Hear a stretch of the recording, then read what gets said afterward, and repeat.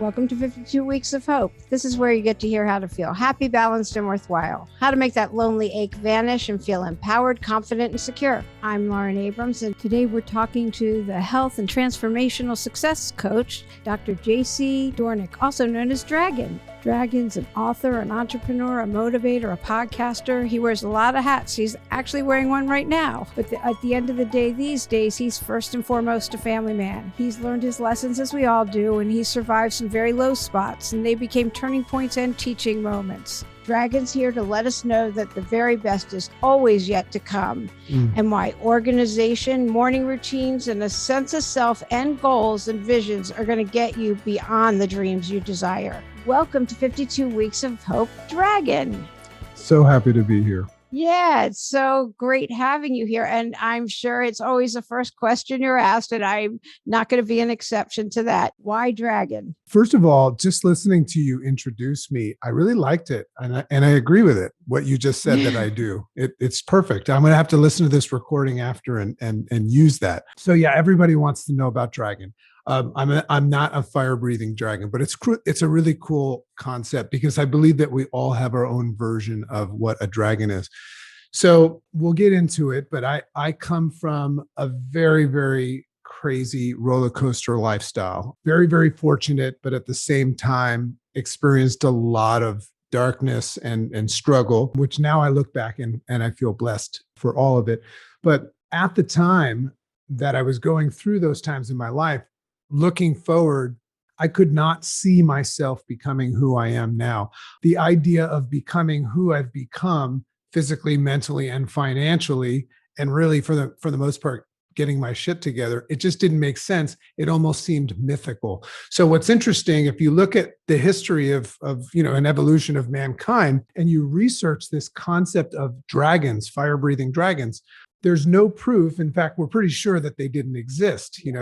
There's little dragons and stuff, but there's no these fire-breathing dragons that these dragon slayers would go after. They were mythical, right? But then again, everybody spoke about them.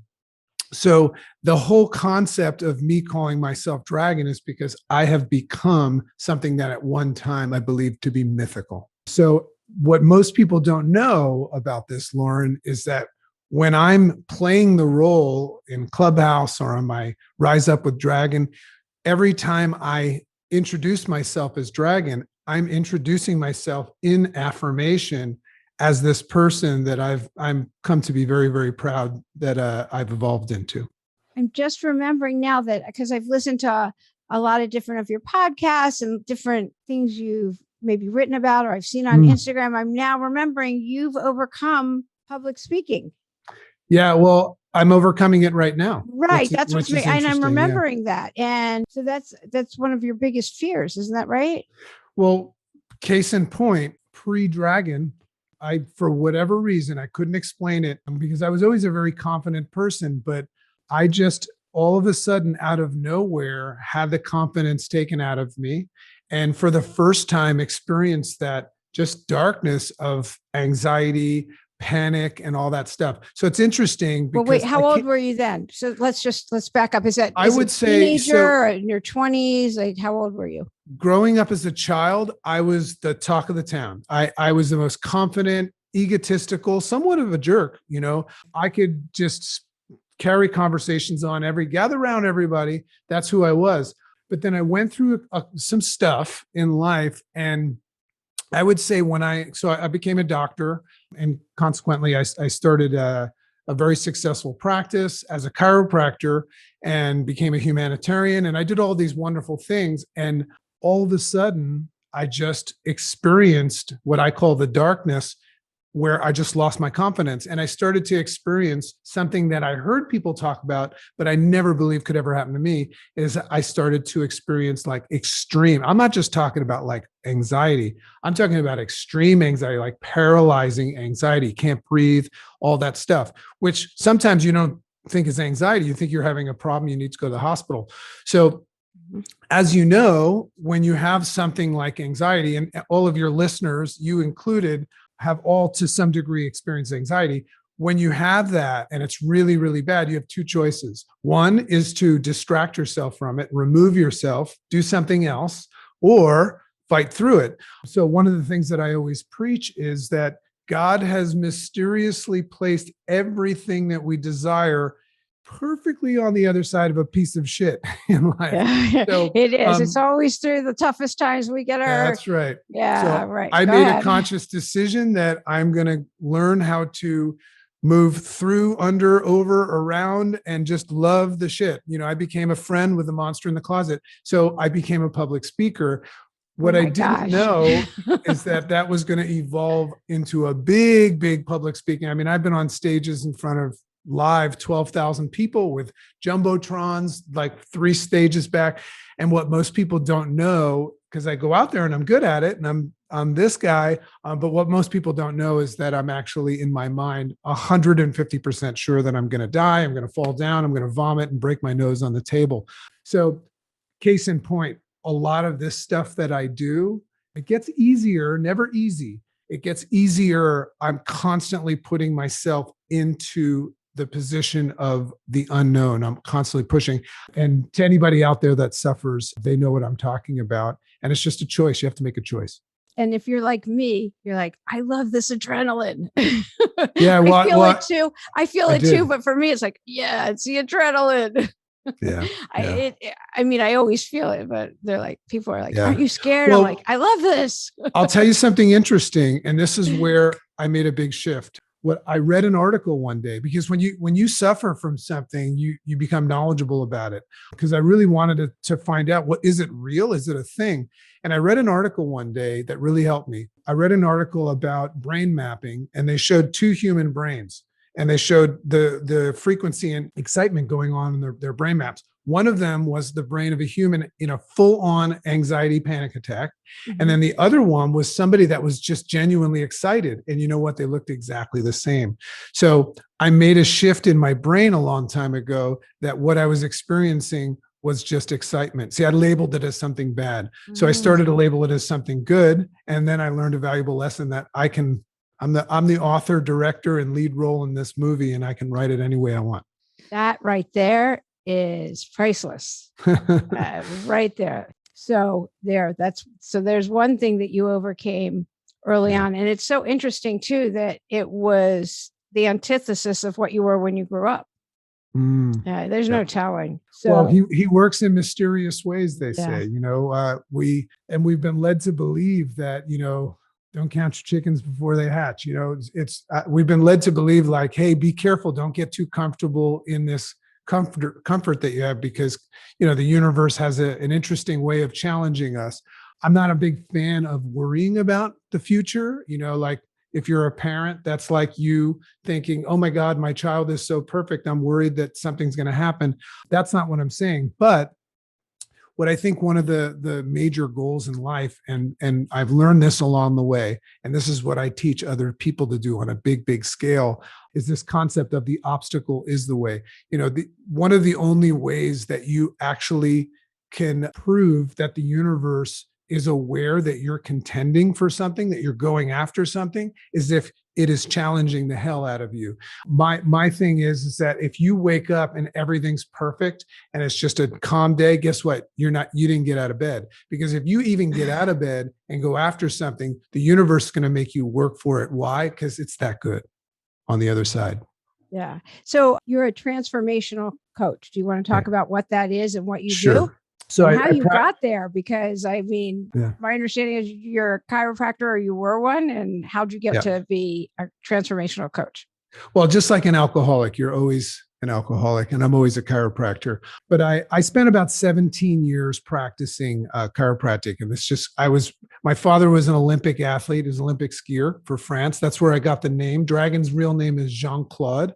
In the US, people screw that up. So I moved it to JC, and now it's just Dragon. And my mom was a professional tennis player. Her claim to fame was that she played Billie Jean King and got her ass kicked. So I came from some healthy stock. So that's why I chose the path of a natural approach to healthcare and chiropractic. And I did amazing things there. And, I was known as the heavy metal chiropractor, took care of like Anthrax and some heavy metal bands, and the Royal Prince of Abu Dhabi. And I did a lot of fun stuff, chiropractor for the New York Rangers. So navigating through all of that, one of the things that I identified, because when you're a doctor and you take care of people's problems, it's a very frustrating thing to do because you notice that people keep having the same problems. So what I started to do was look upstream at the cause of problems. So, I noticed that if people have back pain all the time, they didn't wake up and decide to have back pain. So I started to notice like upstream, it was always lifestyle. So if people, in their lifestyle abused alcohol, smoked cigarettes, or didn't sleep properly, or didn't exercise, or had too much stress in their lives, or they were a workaholic, I started to notice, okay, of that, it looks like that's where the problem was. But then I found something even further upstream from that. And this one's hot. You're going to like this. Because I'm always trying to say, like, if I actually want to make a difference in somebody's life, where do I go to work? Mm-hmm. Right? Because as a doctor, you're working at the end of the road in the symptoms, and then you're teaching people that are not equipped for the job to do something they can't do.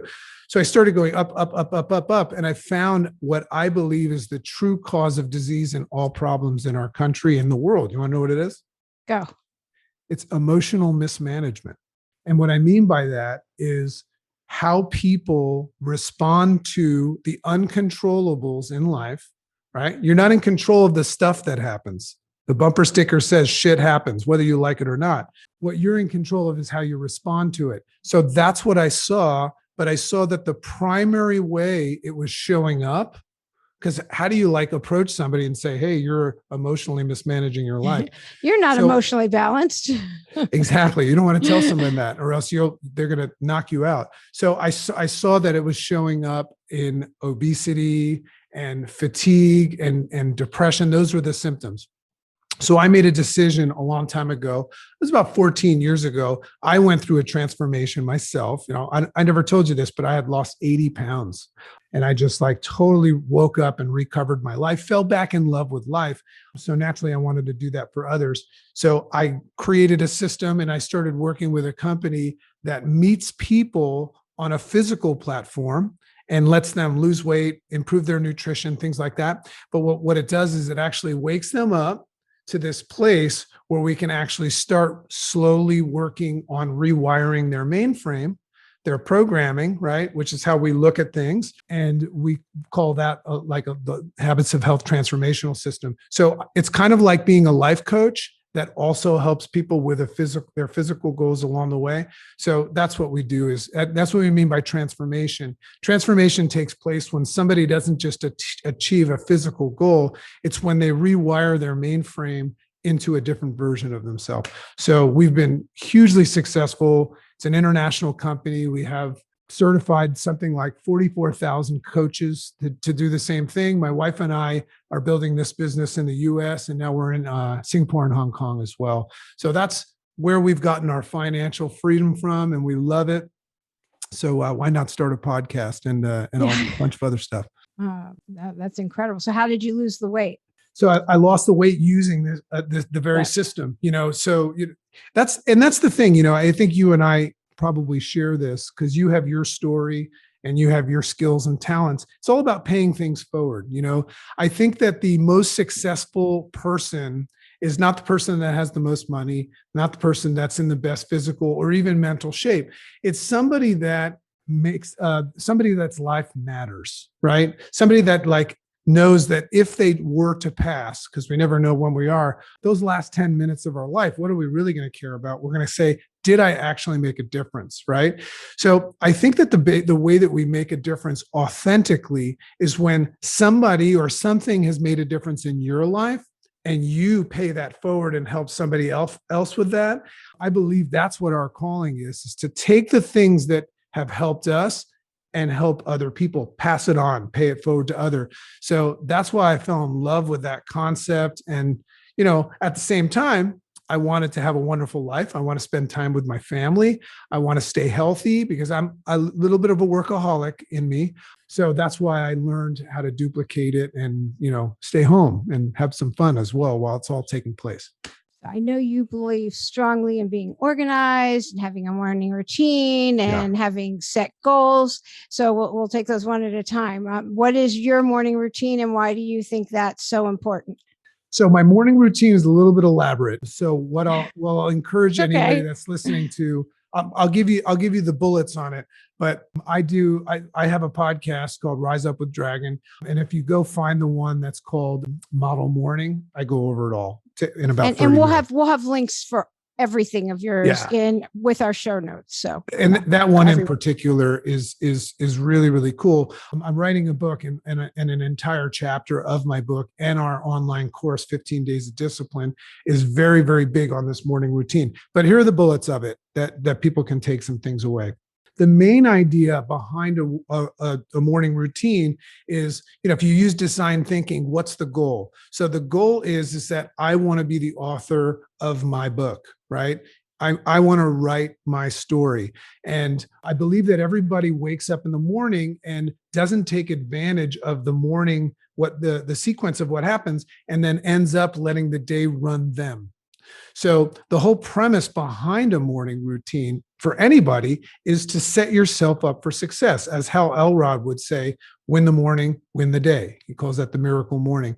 So here's the real science behind it. When you wake up in the morning, and anybody can start practicing this right away. When you wake up in the morning, there's this valuable real estate that takes place when you move from unconscious to conscious. Now, how do you know you're doing that? Because when you're unconscious, you don't know anything. When you move from unconscious to conscious, you typically open your eyes, right? So that first moment where you open your eyes, I'm going to challenge everybody to take advantage of that, full advantage of that. And the way you do it is you just start off, because you're groggy, you don't know what the hell's going on yet. Typically, human beings wake up and they go, oh shit, it's happening again, and this whole thing. So I challenge everybody to just say thank you. First words out of your mouth, I say thank you. It moves you, it starts to shift you in a place of gravity. And then of gravity or gratitude? I'm sorry, gratitude. Yeah, okay. Well, gravity, of course, but gratitude is what I meant. So what happens is that, like, in the next 30 seconds, you start to get a little bit more conscious, and then you can be more intentional and actually be thankful for the person laying next to you, hopefully, your children, the roof over your head, and all those things. So now all of a sudden, in 1 minute, you've started your day from a place of gratitude, not what you don't have or what you lost, right? In the place where you recognize I have everything. So or the next wanting more sleep, like you're like, oh, I can't wait to get up. Well, that's something that comes along the way. It's who doesn't want more sleep?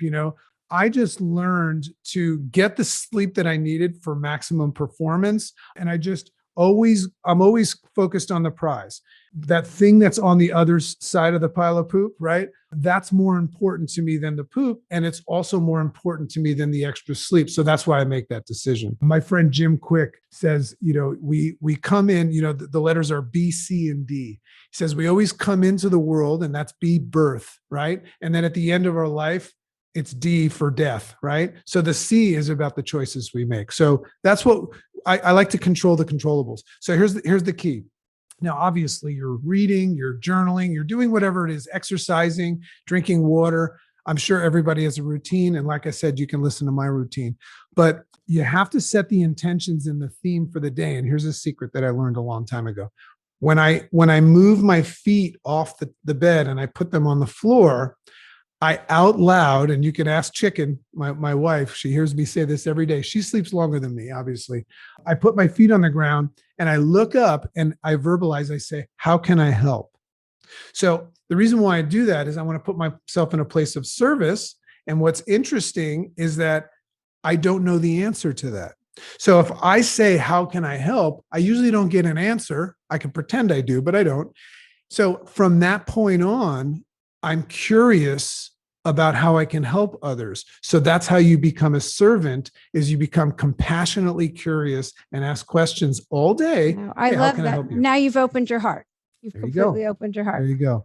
That's it. And I've just found that that's the path of least resistance and most success for me. So my whole morning routine is about just going after that.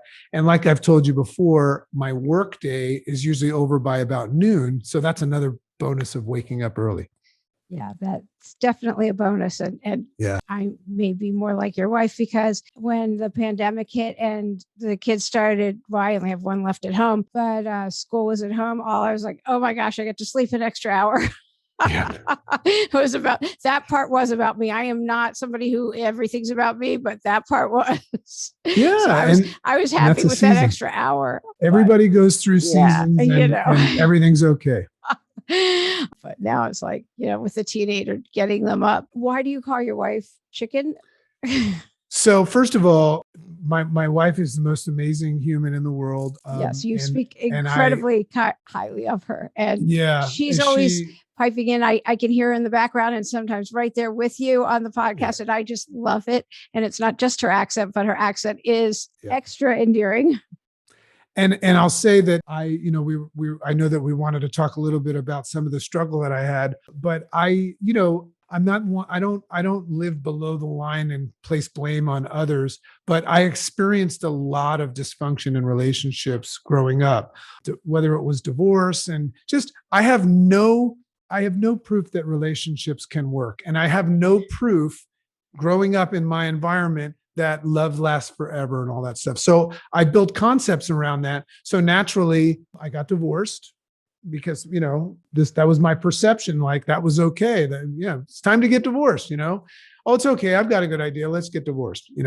So then I was single for about 7 years, out on the dating scene, and that's a hot mess. Especially if you don't know what you're doing. So went through all that stuff.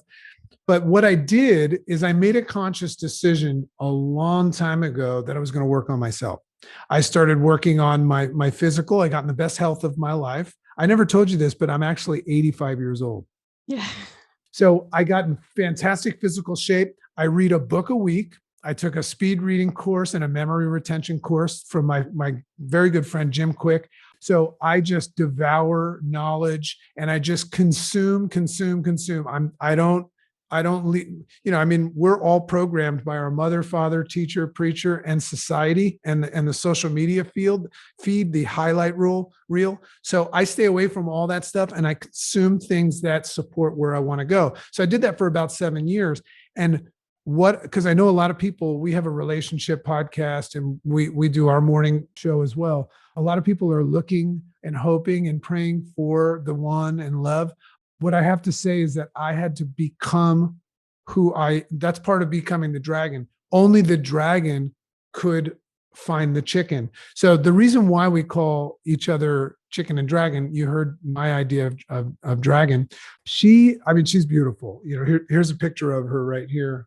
So anyway, she's from South Africa. And she's just the most For beautiful anybody thing who I've ever isn't seen. watching the video, oh, that's right. I can just showed a picture of a chicken. Picture of a chicken. That's right. So anyway, when we first started communicating and texting back in the earlier days, she would communicate to me with the emoji from the iPhones, on the bottom of the chicken. Mm-hmm. And she just was so good at it. So that's why we started calling her Chicken. Okay. That's very good. Okay. Yep. Yeah. I love that. How'd you guys meet? We actually met on Bumble. Oh, that's classic. I love that. Oh, it's the greatest thing. Because when you're getting on stage in front of thousands and thousands of people, everybody wants to talk to you and everybody knows who you are. And I was climbing the success charts. So I didn't want to meet anybody from that world because I really wanted to meet somebody and have the opportunity. Not. So I chose online dating, which is a mess, right? But no, we just found each other.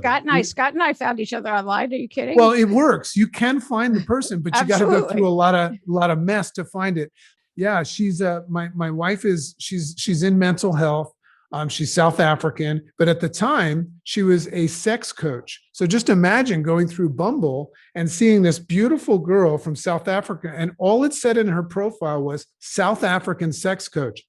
I swiped right on that puppy. But when we met, it was just beautiful. I mean, we just peas in a pod, and we actually both work from home. I take her with me everywhere I go unless she can't come. And we've got this amazing story of this little girl that's coming into our life. We're adopting a little girl, which was just came from the heavens. That's a whole other story. I don't know if we have time for it, but anyway, that's my chicken. I love that story. And now I know that you have gone through some very, very dark times. Yeah. Let's talk about that a little bit. Like what took you down that far and how you got out. Yeah. And I have a chapter in my book called Snap.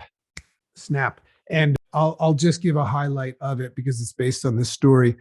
I grew up in a very, very wealthy town. Kids had money. So there was a lot of drugs, a lot of alcohol. In our pregame show, Lauren asked me, she says, did you ever struggle with alcohol, substance abuse and alcohol? And I said, I tried. Because it's a natural question for people that have gone through what you're about to talk about. Yeah, And to me, I always ask that because that's my story. So here I am on the other side, luckily, and I'm grateful every day that I'm not there. And so go ahead. Sorry. And by the way, when I heard you tell that story, that's when I first noticed you. And I said, I want to get to know her because I respect that. So I always joke and say I tried everything in my power to become a drug addict and an alcoholic, meaning I did everything and really worked hard at it, but it just never stuck. But growing up in this environment, it did stick for a lot of my friends. So at a very, very young age, it started off at 11 years old. My father left home, right? My father was never really home because he's kind of a world traveler, and just all of a sudden I came home and my parents were getting divorced. So abandonment. But I was very good because I had great personality. And they didn't tell you anything about it, right? That's just gone. Well, I'll get to that part. Okay. So the next thing is that progressively all of us started partying, drinking too much, doing drugs, everything you can imagine. It's just insane to think about how I'm alive. But 5 of my friends are not alive. So I lost close friends to drug overdoses, suicides, and things like that. So that's a pretty dark thing when you're in like 10th grade of high school to go through, is to learn how life can just end, right? So I just remember going through all of those things and just being like a 3rd-degree black belt at pretending they didn't happen. So I started to hide behind my personality. I was very good at distracting myself from the dysfunction in my family, the divorce, and all that stuff, and all these terrible things. I was just really good at pretending that something else was important. Now, later on in life, that came to bite me in the ass, because for those of you that suffer with abandonment, meaning you've been abandoned by others, the challenge with abandonment, and I teach a lot of people this in my coaching, is that if you've experienced abandonment, every time you go after a physical, mental, or financial goal, and you're going after something, and you notice that you always yo-yo and oscillate, I always say, if you notice that you're going after your goals or you're trying to get into town in a rocking chair, right? A lot of people resonate with what I mean. You're oscillating. Here's one of the reasons. If you've ever been abandoned in your life, you know how much that sucks. So you make a decision that you're never going to let anybody else get abandoned. So while you're on your journey towards things, if anybody else needs your help, you will leave yourself for others. So I had to make that identification, and I did that through a lot of personal growth and coaching. But my darkest time, I didn't even know it, but it started to progressively come. I started to notice that I was experiencing things like depression. Now, when you're a very confident person, you don't want to admit that. So you pretend that it's not happening. But I started to notice that at a certain time each year, I would get pretty bummed out and just kind of start tickling and seeing the dark side. But long story short, I was about 25. No, wait, how old was I? Not 25. Yeah, 25 years old. No, I was in my mid 20s, and I was just getting out of chiropractic school, right? And it was time for me to face the world. Now, I was an accelerated student. I always wanted to be the best, right? So I'm getting married. I'm top in my school. I've got the best job. I'm going to go work for the top doctor in Manhattan and all that stuff. And all of that is happening. Everything that I ever desired. I'm going to be the most successful guy in the world, right? And all of a sudden, boom, I just lost my confidence. And I just experienced this darkness. And only people that have really come to terms with this would understand what this is. I just all of a sudden no longer knew what my purpose was. And I looked back and I thought I had wasted all this time, and I just panicked. I panicked and I said, I was in a dark hole and I didn't know how to get out. And I didn't even know how to ask for help, which is really tough about those times in life. So thank God my mom, who is just an amazing person, Mama Pigeon. My mom, at the time, I was living with my mom because I was getting married, and it was like live with your parents before you get married time. And I'm a doctor. So my mom noticed this, and I stopped working. I quit my job, and I just curled up in bed, and the most confident guy in the world became the most unconfident, depressed guy in the world. And only thing I could see to fix this was to just turn the lights out. So that's where I got in my life. And I never believed I could be there. I'm sitting across from a therapist in a chair saying, how the fuck did I get here? How did this happen? So I have so much respect for anybody that's ever been to that place. And I love helping people like that. But here's what happened. I was in a session with and this is where everybody can have hope. 52 weeks of hope, right? So what week are we on of the year? Do we know? Right now? We'll just say April. It's April. 33rd week of hope. So I'm sitting there, and this therapist is asking me questions, and I just want to check out. And she started to ask me questions about my upbringing. Long story short, she made a very big distinction. And what she asked me was, when did you become depressed? Right? And I told her on this day, and she says, what else was going on? And I said, well, that was my birthday. It was my birthday, right? So on my birthday, this is when this whole thing started, which I wasn't aware of. And then she goes, tell me about your birthday. And I said, oh, I hate my birthday. I don't like my birthday. And she goes, why? And I go, I don't want gifts. So I went on this whole conversation with her. And I love telling this story because this is where my life started. This is where the dragon was born. And I'm just telling her, I hate my birthday. I'm depressed. I don't like to tell people. I would hide my birthday from everybody. She kept digging and digging and digging. You know what she found out is that when I was 11, yeah. Well, when I was 11 years old, I walked into my house on my birthday. And that was when my parents got divorced on my birthday and forgot my birthday. So as soon as she made that connection, I went snap. And it's like I pulled everything that I needed from every folder in my brain. And I just was fixed in a minute. And I made a decision that day, 2 decisions. I'm never going back to that darkness. And I'm going to help other people. And that was when this whole thing started. So of course I'm successful. Yeah. Makes sense? Yeah, absolutely. Yeah. Absolutely. So that's it. When those snaps happen, it changes everything.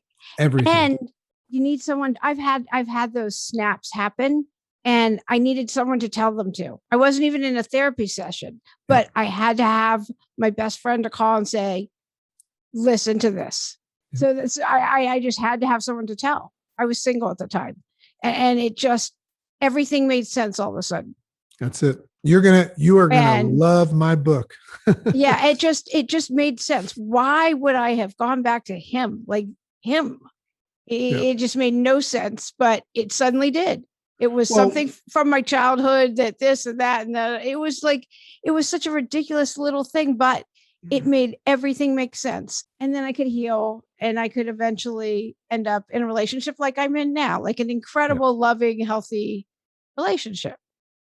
So, the science of this is interesting. And I talk a lot about this stuff in my podcast. I'm very, very fascinated with perception. I think that I'm almost 100% sure that all we really need to do to succeed more in life and be more fulfilled is have a better response system to stuff, right? So we're interfacing with stuff all day. And what we don't know is that our analytical mind, which processes stuff that we're looking at, people, things, or events, right? Our mind is not our mind. Our mind is actually been programmed by extraneous factors, our mother, our father, our teacher, preacher, events, all these events, right? So we're walking around all day responding to stuff. Of course, we fly off the handle and get upset and argue and do stupid stuff. We're acting with our unconscious mind, our program. So I started to recognize, I just researched this, and we're probably in control of about 5% of the day, meaning our conscious brain, and you and I are having a conversation right now. This is a conscious brain. We're present moment. You and I were thinking, but right after this, we're going to go back into the flow of our day, and we're just going to go on autopilot, and our program will take over. So I started to recognize that it's like, forgive us for we know not what we do. Right. So I started to get really fascinated with unconscious behavior, and it gave me a couple of things. It gave me the ability to start working on myself and my response system. And then that's why I wrote that book. It's all about that. But it also gave me the ability to practice empathy. So I think that people are all wonderful. I don't think anybody, including serial killers, I don't think anybody actually wants to do somebody else a bad thing. I actually think that people just are unconscious. They don't know what it is that they're doing. So I'm not going to tell you that I say, oh, come here, serial killer, I love you. That's not what I'm saying. But it taught me, part of my response system is empathy. Whenever somebody would say something to me or attack me, or an event would happen that would perceivably be bad, a negative thing, I started to learn this system of pausing. And because of all this stuff I'm talking about, I started to say, hey, wait, before I make a decision on what's happening, let me ask some questions. Is this happening to me or for me? Is this a bad thing? Does this have anything to do with me? Right? What's in my control and what's not? And I started to learn this system of recognizing that most of what I was seeing happen in life didn't really matter. So I started to develop not a thick skin, but an open skin. And I started to care less about things that didn't matter. I started to teach other people that. That's what I wanted to do. Right. And in the scheme of life, how important is this thing really anyway? Like, that's right. Are you going to remember it next week, next month, next year? Like, really? I think this person did something to me, but I don't even remember what it was. Yeah. I mean, yeah. So cool. And that's a conversation we could have forever. Oh, absolutely. Definitely, definitely. So when you share this, you've got all these people that you pass this on to and all over the world. What's your ultimate goal with this? Just to keep love and service, and well, that's mine. But I just think, I constantly think that the question that most humans think is the big question is, why are we here? Like, what's our purpose here? Why am I here? And it's like an identity thing. But I don't think that's the big question that we should be asking. I think we should be really asking the question, where am I right now? I think we need to learn how to just become more conscious. We have to learn how to become more aware of what's actually happening because of this. Everything's against us, 95% unconscious versus 5%. So I love that. So from that place, I'm starting to play in this space where I'm not sure that everything that we see is what we actually see, because I'm realizing I'm waking up more and more every day and recognizing that these eyes are seeing things, but what's behind the eyes is this program that's not necessarily mine. And God, look at social media and all this stuff. We're looking at things through the eyes that somebody else programmed. So I'm playing around with this idea that reality might not be everything we thought. So then it leads me to this question, and this is what I love to help people do. I love to entertain the idea of, like, well, what's the purpose of life? Because I want people to have a better life experience. I want to play a role in people having a better response system and enjoying life more. But what's the purpose of life? What's the goal? How will you know that you had a successful life, right? So I've come up with this. I believe that the purpose of life is to experience it. The very word life has to do with living, right? Too many people are trying to not die, not living. So I think you have to experience life and enjoy it and explore it. So now, what are some things that we can do to leverage our ability to experience and explore? Well, we can, and what are the controllables? We can control our physical.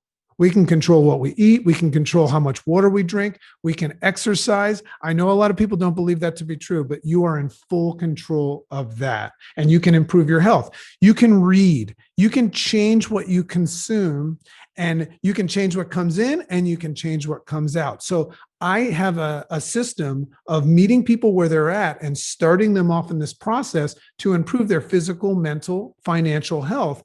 But the overall goal is so that they can enjoy life more and experience it more.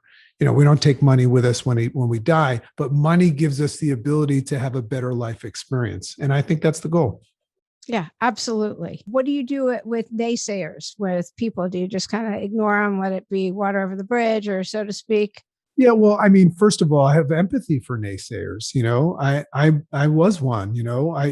Whenever I meet somebody that is a naysayer, or says no, or makes fun of somebody else, people that know me really well, I don't react to things with more than sounds. Whenever somebody comes up and they go, "Hey, what you do is a bunch of crap," Dragon's response would be like, "Huh." And that's it, and because that's pretty good. I like that. Well, what they're saying has nothing to do with me. It's none right. of my business. Yeah, that's so true. Because what I'm thinking in my head is, did I ask you? So I think it's very interesting how human beings, and this is what social media is about, this highlight reel, everybody's trying to be right. I chose to be kind versus right. And that's an open space. So I love naysayers. Without naysayers, then what would the other side look like? Without darkness, light wouldn't exist. So mean people, naysayers, haters, oh my God, I love them so much. I appreciate them so much because they make me realize how special it is to meet somebody like you, Lauren. Oh, thank you. Without the mean people, nice people would be out of luck. Because they wouldn't matter. We wouldn't stand out. You wouldn't stand out. So next time you meet a mean person, love on them. But Chicken and I refer to those people as cartoons because we're not even sure that they exist. We think the universe sent them to us to just test us, Oh, yeah, that's it. Yeah. Yeah. Now, you are not all nice and everything else. I know that you do wake up with those negative thoughts because you've talked about it. Every day. Do you want to talk about what you do and how you process that to get on the right side, the sunny side of the street, so to speak? Well, the whole concept of my podcast is based on this model morning, and I call it the Rise Up Great Morning, right? So the premise of it, you might think it's about winning the day, but a big part of winning the day is rewiring your brain for the win, right? Who you are determines how well what you do works. So you have to start off with the who before you jump into the do, right? So I like to set myself up as the person, because remember, I'm the author, I'm the leading role, I'm the director, everybody of my story. So once you start realizing that you have control over it, you realize that a good day or a bad day is a fantasy that you created. Because on the day that I say it's good, I'm saying there's no bad today. Of course there's bad. And on bad days, it's good. Whenever somebody asks Dragon, "Hey, how you doing?" I say it's all good because it's always happening. But it starts off, you're saying, how do I get my mind in the right place? It starts off by recognizing what controls your mind. Right? And what controls your mind until you take control of it is outside in, your program, your consumption. So the first thing I do is I change what I consume. And that's why I have my morning routine is I control the consumption. We don't watch TV in this house anymore. We don't even know when the president is elected until people tell us and stuff like that. And a lot of people have a lot of trouble with that. But this is one of our exercises. We are in full control of what we consume. The podcast, the books, everything. We don't watch news and things like that. So the reason why we stopped that is because I read an article the other day that said that this generation, and this is not high level usage, these things right here, we touch, point, swipe, and click these things over 2,000 times a day. Yeah, I think without it's knowing more. it. I think it's more. It's probably more. So I just did it 3 times while I was talking to you. So here's my thing. We're unconsciously consuming stuff that's programming our brain, which is creating a perception that everything sucks. So I just reverse engineer it, change what I consume, And all of a sudden you do this my course is called 15 Days of Discipline. I teach people how to do this. All of a sudden you start to see things different. Wayne Dyer used to say, if you change the way you look at things, the things you look at change. So you have to create a system that helps you look at things differently. And call me crazy, call me naive. I had somebody the other day say, hey, you should turn the TV on and watch the news so you know what's really going on. And I said, and I'm thinking in my brain, because that's all I said, is you should turn the TV off and look at your kids and your wife and see what's really going on. But I never say that to the person because I love them. I love all people, but that's it. I'm in full control of what this fantasy is in this world. Yeah, I understand that. Do you have a message of hope that you want to give? Yeah, I think my message of hope is that wherever you're at right now, you're there and it's fine. And if you listen to my story and you check the facts, what you'll see is that life sucks sometimes, right? Life can really get sucky sometimes. But if you listen to my story and any success story, you go up to the top of the mountain and you interview people that are physically, mentally, and financially whole. They all tell the same story. They point down and you go, you see that person down there going through that shitty, sucky time? I did the same thing, but I learned that was part of the recipe for success.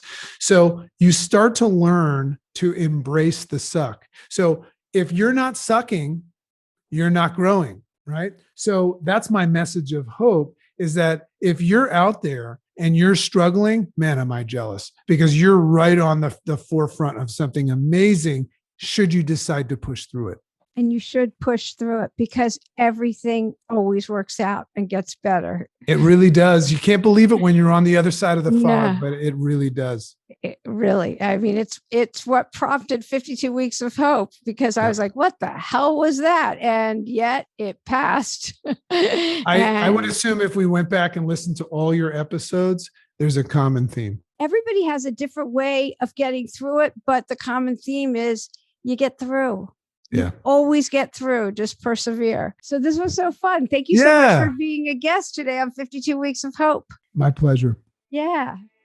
I hope you enjoyed this week's episode and take with you Dragon's messages of organization, morning routines, and clear-cut goals into our week ahead. Let me know if you change up your routine at all. I know I have a little bit since interviewing Dragon. I'm definitely more intentional. I say thank you when I open my eyes, and I definitely see a difference since I've interviewed him. So let me know if you change up your routine at all. Leave me a message on the website, 52weeksofhope.com. Did you do anything to break out of the box in this past week? How did that go? Be sure to let me know also on the website. And if you want to get in touch with Dragon, I'll post all of Dragon's links along with the show notes on the website. So everything that he referenced on here, you have no trouble getting in touch with him or any of his links over there on the website. Be sure to tune in next week. I interviewed a very cool intuitive marketing soul tribe branding expert, Kristen Balter. She discusses how she discovered her intuitive powers and lets them unleash on her design and branding business, and helps you unlock yours to create and embody your best personal brand and for your business. So it was a very, very cool, empowering conversation. So I know you'll enjoy that. Don't forget, on the website, there's a free ebook, How to Be Your Best Self Now. Simple exercises designed just to help you get up, stay engaged, and do what you truly want to do, and